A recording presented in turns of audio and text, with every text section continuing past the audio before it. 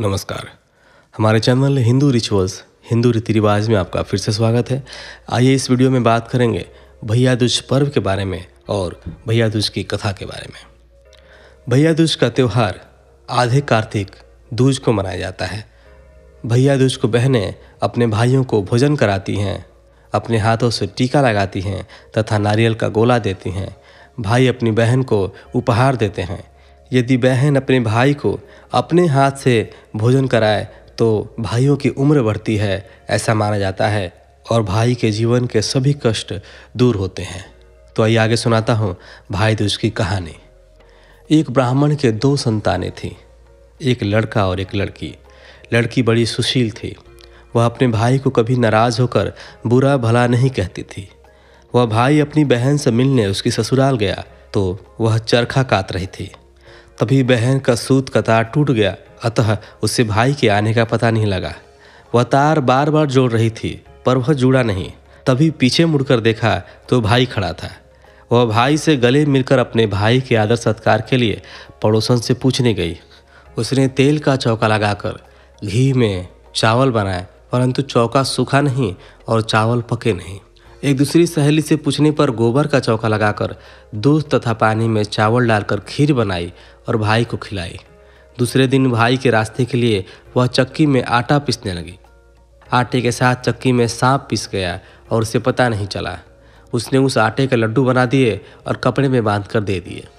जब वह चला गया तो उसे सांप पिसने का पता चला। भाई की प्यारी बहन अपने बच्चों को पालने में ही सोता हुआ छोड़कर भाई की राह पर चल दी। बहुत दूर जाने पर उसे उसका भाई एक पेड़ की छाया में सोता हुआ मिला और पास में पोटली रखी हुई देखी। भाई ने अब तक कुछ नहीं खाया था। उसने सारे लड्डू फेंक दिए और भाई के साथ पीहर चली गई। रास्ते में उसने भारी भारी शिलाएं उतरी हुई देखी। एक राहगीर से जब उसने उन शिलाओं के बारे में पूछा तो उसने बताया कि जो बहन अपने भाई से कभी नाराज़ न होती हो, उसके भाई की शादी के समय ये उसकी छाती पर रखी जाएंगे। थोड़ी दूर जाने पर उसे नाग तथा नागिन मिले। नाग बोला, जिसकी छाती पर ये शिलाएं रखी जाएंगी उसे हम खा लेंगे।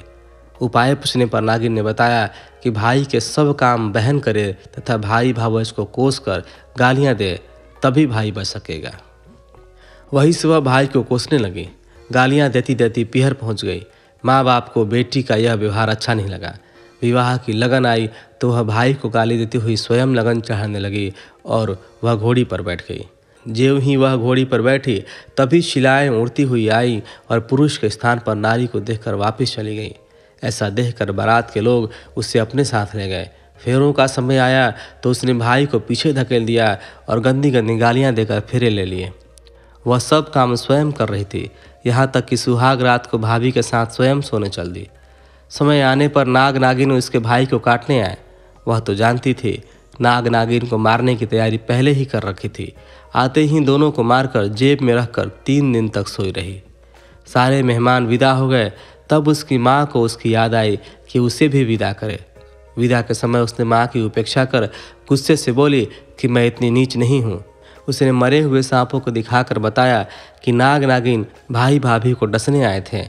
मैंने अपनी जान पर खेलकर भाई के जीवन की रक्षा की है। इसी भाई के पीछे मैं अपने बच्चे को पालने में रोते चिल्लाते छोड़कर आई हूँ।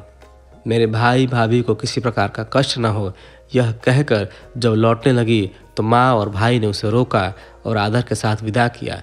भैया दूज के दिन चित्रगुप्त की पूजा के साथ साथ दवात तथा पुस्तकों की भी पूजा की जाती है। तो ये थी भाई दूज की कहानी। मिलते हैं आपसे छठ के वीडियो में, तब तक के लिए नमस्कार।